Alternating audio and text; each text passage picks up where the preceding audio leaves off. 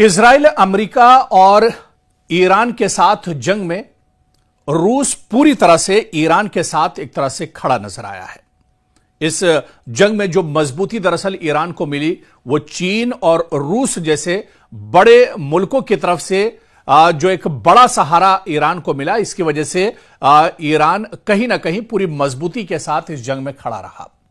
और अब जब जंगबंदी चल रही है, जब अमेरिका लगातार धमकियों का सहारा ले रहा है, जब अमेरिकी सदर डोनाल्ड ट्रंप लगातार प्रेस कॉन्फ्रेंस कर रहे हैं और ईरान को धमकाने की, ईरान को डराने की कोशिश की जा रही है, ऐसे में ईरान ने अब एक ट्रंप कार्ड दरअसल खेला है और डोनाल्ड ट्रंप और अमेरिका के खिलाफ ये ट्रंप कार्ड दरअसल चला है ईरान ने।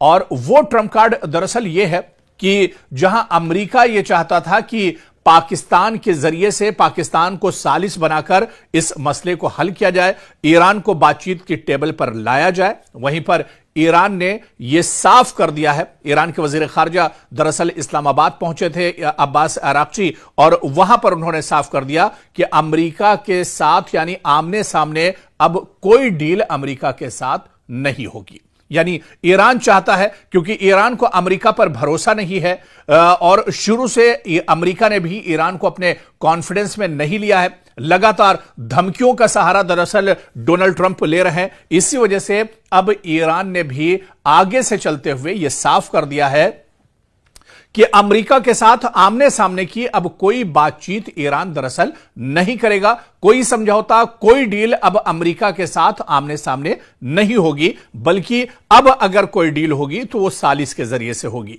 फिर ईरान ने सालिस किसको बनाया है? आप देखिए कि पाकिस्तान पहले से सालिस का किरदार अदा कर रहा है, तो वहीं पर अब दरअसल मास्को भी पहुंचे हैं ईरान के वजीर खारजा अब्बास अराक्ची और रूस के सदर व्लादिमीर पुतिन। इसके अलावा रूस के वजीर खारजा लारोव से उन्होंने लंबी बातचीत की है, मीटिंग की है, जो शर्तें ईरान की हैं वो दरअसल रखी है और किस तरह से अमेरिका पर दबाव डाला जा सकता है, यह दरअसल बताने के लिए रूस का यह दौरा काफी है। और सिर्फ अब्बास अराक्ची ने सिर्फ पाकिस्तान या रूस का दौरा नहीं किया है, बल्कि वो मस्कत यानी ओमान भी गए हैं और ओमान में भी उन्होंने दरअसल वहां पर भी बातचीत की है। यानी ईरान जिस तरह से अब इस डील को दरअसल करना चाह रहा है, मुज़ाकरात करना चाह रहा है, वो दरअसल कुछ बड़ी ताकतों को बीच में रख के करना चाह रहा है, ताकि अमेरिका जब भी बातचीत करता है बीच में धोखा दरअसल देता है, तो ऐसे में अमेरिका की चालाकी, अमेरिका के प्रोपेगेंडे और उसके धोखे से बचने के लिए ईरान ने खुद एक बड़ी पहल की है और इस बातचीत के बीच में न सिर्फ पाकिस्तान बल्कि रूस और ओमान को भी अब ईरान अपने साथ रख रहा है।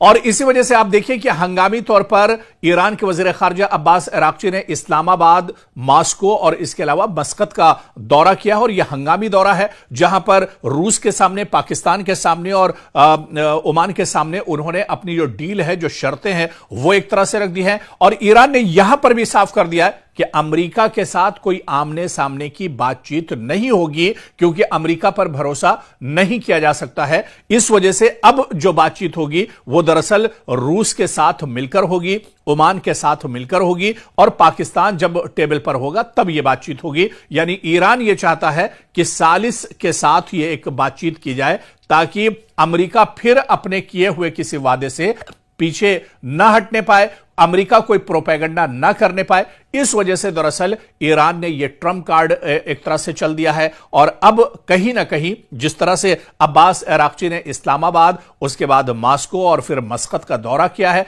ऐसे में यह डोनाल्ड ट्रंप के लिए बहुत बड़ा झटका है, इजराइल के लिए बड़ा झटका है। अमेरिका दरअसल इस तरह से सोच भी नहीं पा रहा था, जहां से अब पहले से ही एक पहल ईरान ने कर दी है। यानी अब जब ईरान और अमेरिका के दरमियान बातचीत होगी तो वहां पर दुनिया की कई बड़ी ताकतें मौजूद होंगी, वो दरअसल गवाह होंगी कि क्या बातचीत हो रही है, किन किन शराइत पर बातचीत हो रही है, किस किस पॉइंट पर सहमति बन रही है, रजामंदी हो रही है। तो ये तमाम चीजें अब दरअसल मास्को यानी व्लादिमीर पुतिन के सामने भी होंगी, इसी तरह से ओमान के सामने होंगी और फिर इस्लामाबाद में आसिम मुनीर और शहबाज शरीफ के सामने भी तमाम चीजें एक तरह से होंगी, क्योंकि पाकिस्तान अमेरिका के दबाव में काम कर रहा है। ये जग जाहिर है। पाकिस्तान जो ईरान से अमेरिका की मुज़ाकरात पर लाना चाहता है, वो डोनाल्ड ट्रंप के दबाव में लाना चाह रहा है, और इस बात को ईरान भी दरअसल बहुत अच्छे से समझ रहा है। तो इसी वजह से ईरान भी पाकिस्तान पर उतना भरोसा नहीं कर रहा है। इसी वजह से ओमान को और फिर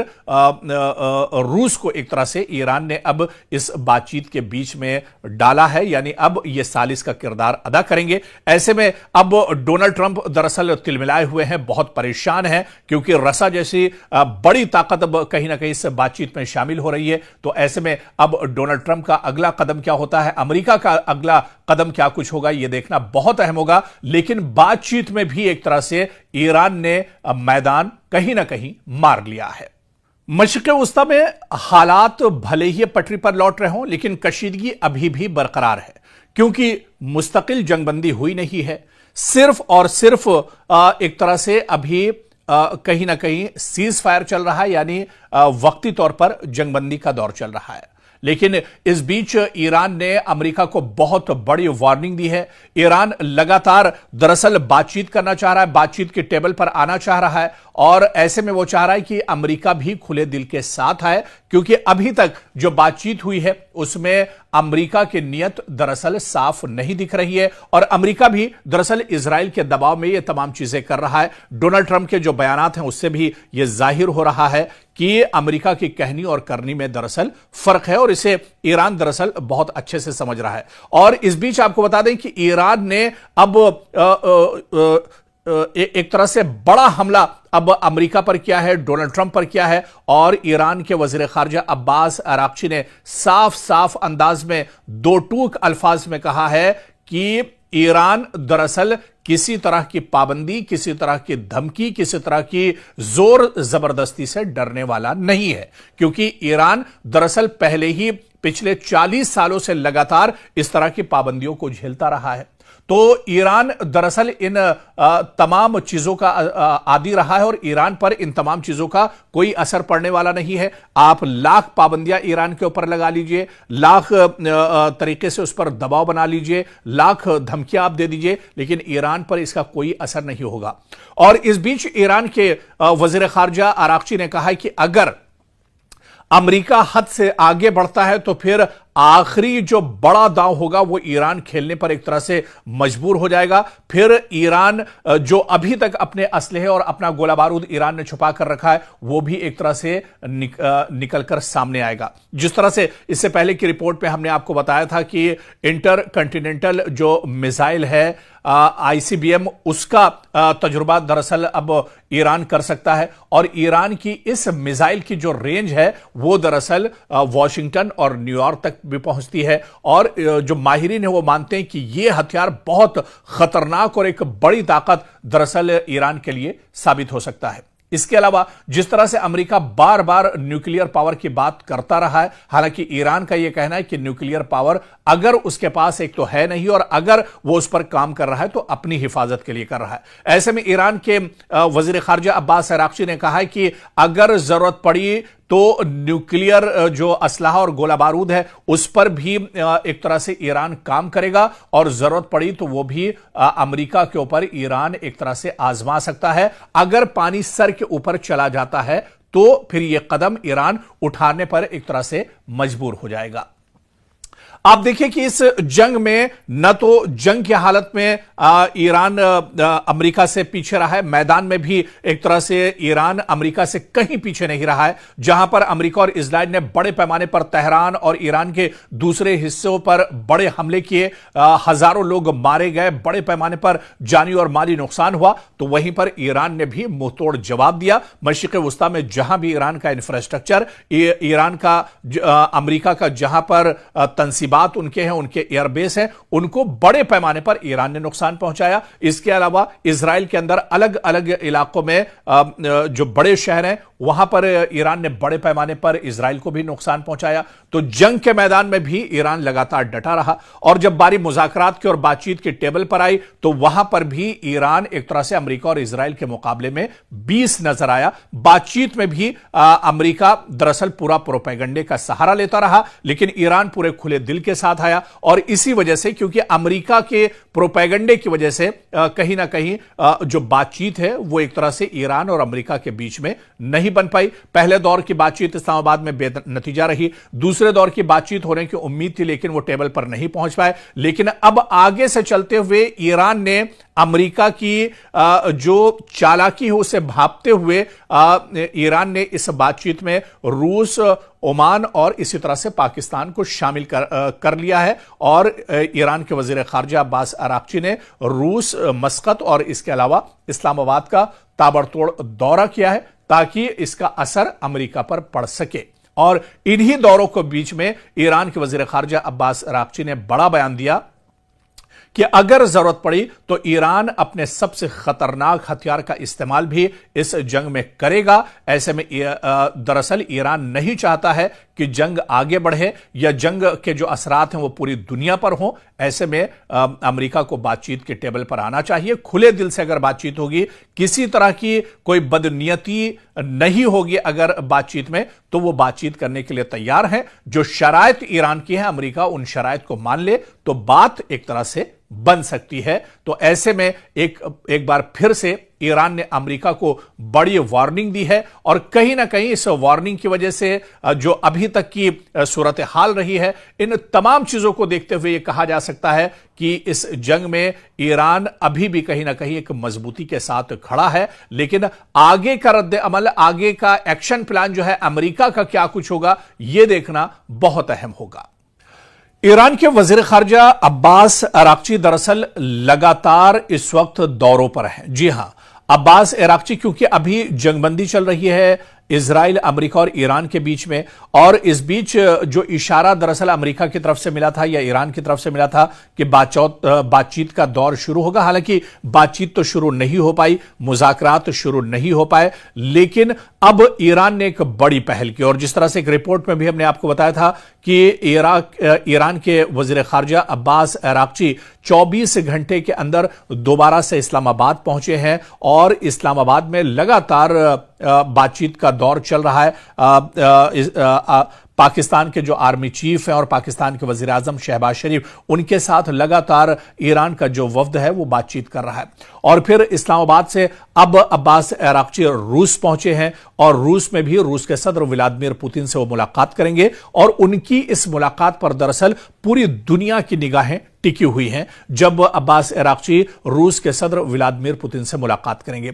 और यह मुलाकात दरअसल कई मानों में बहुत अहम मानी जाती है। रूस दरअसल इस पूरी जंग के बीच ईरान के साथ रहा है। रूस दरअसल बीच बीच में यह भी कहता रहा है कि जंग रुकनी चाहिए, बातचीत के जरिए ही मसला हल होना चाहिए। तो ऐसे में अब अब्बास अराक्ची जो दुनिया की एक और बड़ी ताकत है यानी रूस, वहां के सदर व्लादिमीर पुतिन से मुलाकात करेंगे। और इस मुलाकात पर पूरी दुनिया की निगाहें तो होंगी ही, लेकिन डोनाल्ड ट्रंप की निगाहें भी इस मुलाकात पर टिकी होंगी। और इसके अलावा दरअसल अब क्या कुछ बातचीत होती है, क्योंकि जो माहिरीन और एक्सपर्ट हैं वो बताते हैं कि अब्बास अराक्ची यानी ईरान की जो शर्तें हैं इस जंग को रोकने के लिए, मुस्तकिल तौर पर जंग को रोकने के लिए जो शर्तें ईरान की है, उन शराइत को लेकर दरअसल अब रूस पहुंचने वाले हैं, जहां पर वो रूस के सदर व्लादिमीर पुतिन से मुलाकात करेंगे और इस मसले को, इस जंग को मुस्तकिल तौर पर खत्म करने के लिए कोई बीच का रास्ता निकालने के लिए एक तरह से बातचीत हो सकती है। लेकिन क्या सबसे बड़ा सवाल यह उठता है कि अमेरिका जो लगातार डोनाल्ड ट्रंप धमकियों का सहारा इस बीच में लेते रहे, लगातार एक तरह से हठधर्मी करते रहे, तो क्या ऐसे में रूस और व्लादिमीर पुतिन की बात डोनाल्ड ट्रंप मानेंगे? यह बहुत इंपॉर्टेंट हो जाता है, क्योंकि आप खुद देखिए कि रूस लगातार जंग की हालत में है और रूस को कई बार अमेरिकी सदर डोनाल्ड ट्रंप ने पिछले दिनों जिस तरह से बातचीत हुई थी, रूस के सदर व्लादिमीर पुतिन और अमेरिकी सदर डोनाल्ड ट्रंप की मुलाकात हुई थी, एक लंबी मुलाकात और तारीखी मुलाकात थी। और यह कहा जा रहा था कि इस मुलाकात के बाद रूस एक तरह से हमले रोक देगा और फिर जो जंग चल रही है रूस की वो एक तरह से रुक जाएगी और यूरोप में कहीं ना कहीं हालात मगरिब में बेहतर होंगे। लेकिन व्लादिमीर पुतिन ने अमेरिका की बात और डोनाल्ड ट्रंप की बात नहीं मानी थी। अब जब ईरान एक तरह से रशा पहुंचा है और यहां पर व्लादिमीर पुतिन से ईरान के वजीर खारजा अब्बास अराक्ची की बातचीत होगी, क्या रूस जब फिर अमेरिका से अपील करेगा, दरख्वास्त करेगा डोनाल्ड ट्रंप से, क्या डोनाल्ड ट्रंप पुतिन की बात को मानेंगे, रूस की बात को मानेंगे? क्योंकि रूस एक तरह से पूरी मजबूती के साथ ईरान के साथ इस पूरी जंग में खड़ा रहा है। तो ऐसे में अब इस पूरी मुलाकात पर दुनिया की निगाहें टिकी हुई हैं। क्या कुछ ईरान का पैगाम होगा, ईरान का मसवदा, क्या कुछ ईरान के शराइत हैं जिनको लेकर ईरान के वजीर खारजा अब्बास अराक्ची व्लादिमीर पुतिन से मुलाकात करेंगे, रूसी सदर से मुलाकात करेंगे और तमाम चीजें उनके साथ रखेंगे, साझा करेंगे। यानी अब दरअसल रूस भी एक सालिस का किरदार अदा कर सकता है ईरान और अमेरिका के इस जंग के बीच में। लेकिन इस बीच अमेरिकी सदर डोनाल्ड ट्रंप का भी बयान आया है। उन्होंने कहा है कि एक बार फिर उन्होंने उम्मीद जताई है कि बातचीत का दौर शुरू होगा और बहुत जल्दी जो जंग है इसका खात्मा एक तरह से किया जाएगा, क्योंकि अभी सीज फायर है, मुकम्मल जंगबंदी नहीं हुई है। लेकिन डोनाल्ड ट्रंप का जो बयान आया है, उन्होंने उम्मीद जाहिर की है कि बहुत जल्द ये जंग एक तरह से मुस्तकिल तौर पर खत्म होगी। यानी इस बयान से एक तरह से इशारा मिल रहा है कि पाकिस्तान और रूस और मस्कत जो बातचीत होगी, जो शराइत ईरान की होंगी, वो एक तरह से अमेरिका के सामने रखेंगे और हो सकता है कि अमेरिका इन शराइत को अगर मान लेता है तो मशरिक़ वुस्ता में जंग पर फुल स्टॉप लग सकता है और जंग पूरी तरह से खत्म हो सकती है। लेकिन पूरी दुनिया की निगाहें एक तरह से मास्को पर टिकी होंगी, जहां पर ईरान के वजीर खारजा अब्बास अराक्ची और रूस के सदर व्लादिमीर पुतिन की मुलाकात होगी। क्या कुछ बातचीत होती है, बातचीत किस नतीजे पर पहुंचती है, यह देखना अहम होगा।